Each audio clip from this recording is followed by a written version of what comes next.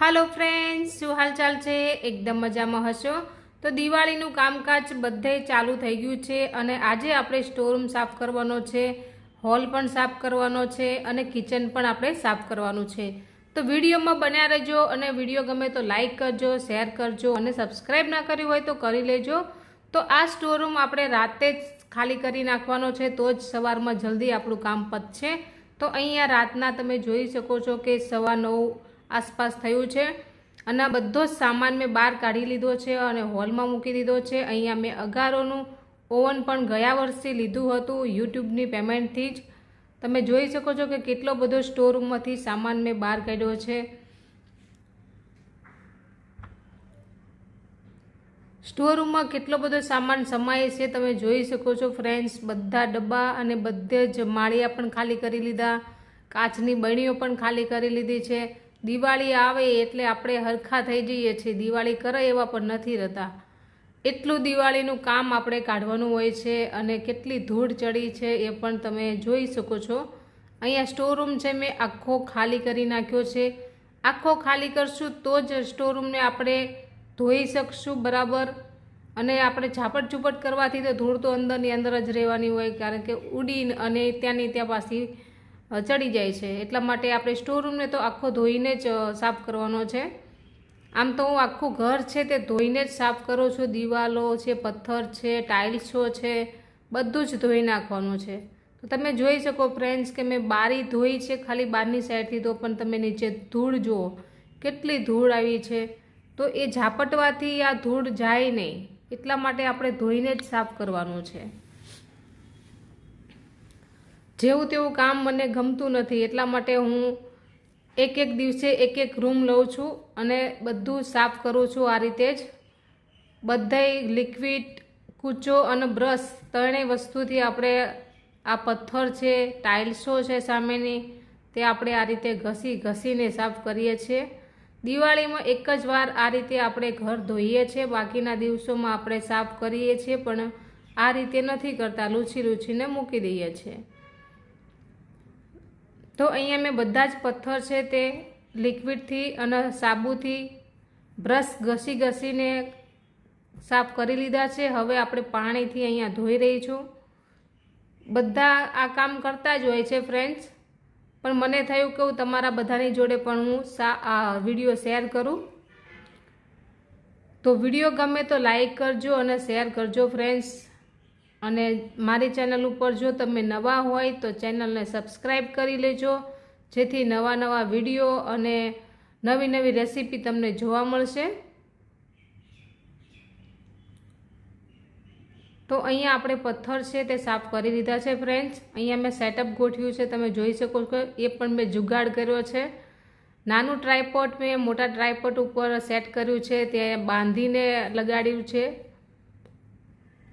કારણ કે બીજું જે ટ્રાયપોડ છે તે વળતું નથી, એટલા માટે મેં બીજું ટ્રાયપોડ છે તેની ઉપર બાંધ્યું છે, એવો જુગાડ કર્યો છે। અને તમે જોઈ શકો છો કે ધૂળ કેટલી બધી આવી છે। હવે આપણે અહીંયા મેં પથ્થર બધા ધોઈ લીધા છે અને હવે આપણે પાણી કાઢી નાખશું અને નીચેની સાઈડ પણ સાફ કરી લેશું, પછી ફટાફટ આપણે બીજું પણ કામ કરવાનું છે।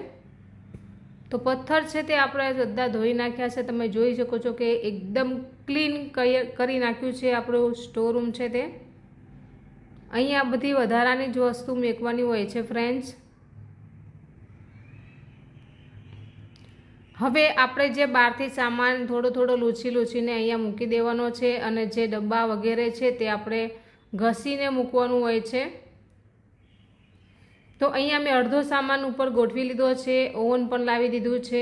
તો પહેલાં હું બધી વસ્તુ આ રીતે એકલી છું એટલા માટે થોડી વધારે તકલીફ પડે છે, કારણ કે પહેલાં બધી પથ્થર ઉપર મૂકીશ, પથ્થર ઉપર મૂકી ઉપર ચડી અને પછી આ બધા ડબ્બા વગેરે હું ગોઠવીશ। તો તમે જોઈ શકો છો કે કિચનમાં જે સ્ટોરરૂમ છે મેં એકદમ ક્લિયર કરી નાખ્યો છે અને સરસ રીતે બધું ગોઠવી પણ દીધું છે।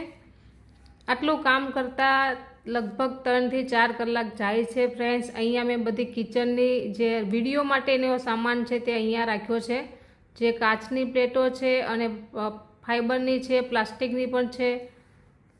તો બધી જ પ્લેટો, બાઉલ વગેરે મેં અહીંયા રાખેલું છે, જે હું અલંગથી લાવી હતી। અલંગ એકદમ સસ્તું મળે છે, અને ઉપર મેં બધું વધારાની વસ્તુ છે તે બધી ઉપરના માળિયામાં જવા દીધી છે અને એકદમ જગ્યા મેં ખાલી કરી લીધી છે। સામેની સાઈડ ઓવન મેં ઉપર રાખી દીધું છે, કારણ કે ઓવન બહુ ઉપયોગમાં નથી આવતો, જ્યારે જરૂર પડે ત્યારે આપણે નીચે ઉતારીને યુઝ કરીએ છીએ।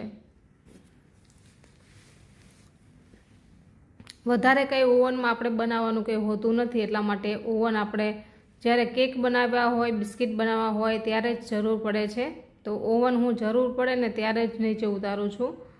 બાકી આપણે સ્ટોર રૂમ છે તે કમ્પ્લીટલી તૈયાર કરી નાખ્યો છે, એકદમ સરસ રીતે બધી વસ્તુ ગોઠવી લીધી છે।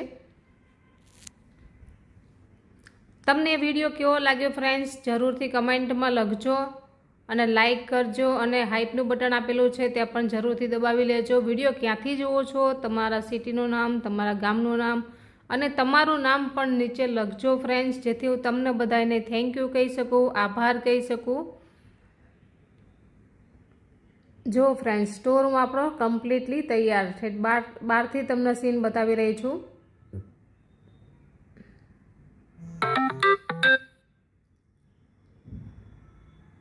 જો ફ્રેન્ડ્સ, કેટલો મસ્ત। હવે આવી ગઈ છું હોલમાં। હોલમાં તમે સામેની સાઈડમાં જોઈ શકો છો ફ્રેન્ડ્સ કે કેટલા ધબ્બા પડેલા છે, કારણ કે ત્યાં સેટી પડી હોય છે ને, તો વધારે જેને તેલ નાખેલું હોય ને તે એકદમ દિવાલ જોડે માથું અડાડેલું હોય તો આ રીતના ધબ્બા પડી ગયા હોય છે, કારણ કે લાઇટ કલર છે ને તો આ રીતે બહુ જ મેલું દેખાતું હોય છે। તો આને પણ આપણે સાબુ બ્રશથી બરાબર ધોવાનું છે। તો અહીંયા હોલમાં બારીઓ પણ બહુ જ ખરાબ થાય છે, કારણ કે કબૂતર બેસતા હોય છે, 7મા માળે છે તો હોલ પણ મેં ખાલી કરી લીધો છે, તેને પણ આપણે સરસ રીતે ધોવાનો છે, બરાબર ધોવાનો છે। સ્ટોર રૂમની જેમ જ આપણે ધોઈ નાખશું। તો મેં વધારે વિડીયો શેર નથી કર્યો, પણ મેં હોલની 4 ખૂણાની દિવાલો બધી ધોઈ નાખી છે, કારણ કે વિડીયો લાંબો થઈ જાય એટલા માટે હું નાની નાની ક્લિપો જ આમાં એડ કરી છે। હવે આવી ગઈ છું હું કિચનમાં। કિચનમાં તમે જોઈ શકો છો કે કેટલો ગંદી આપણી કિચનની બારી થઈ ગઈ છે।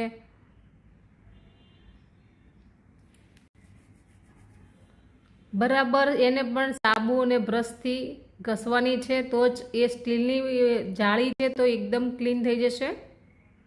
તો મેં સાબુ અને બ્રશ બની લીધું છે,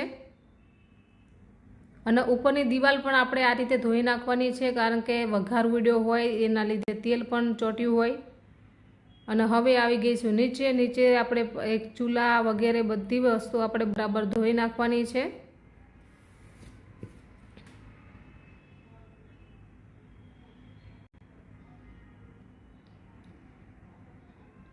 તો અહીંયા ચૂલા પણ ધોવાઈ ગયા છે, અને હોલ સાફ થઈ ગયો છે, કિચન સાફ થઈ ગયું છે, સ્ટોર રૂમ સાફ થઈ ગયો છે।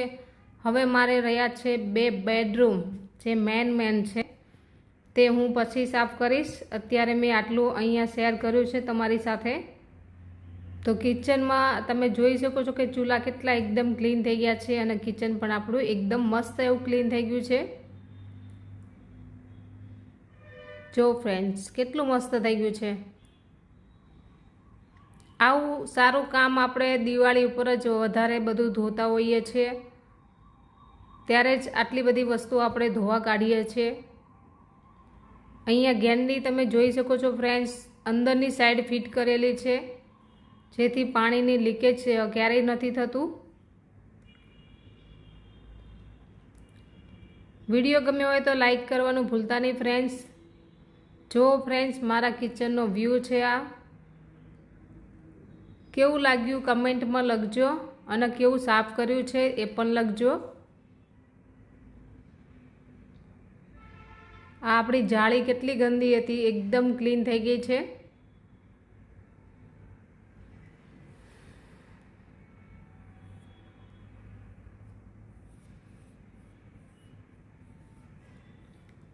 પથ્થર પણ એકદમ મસ્ત થઈ ગયા છે।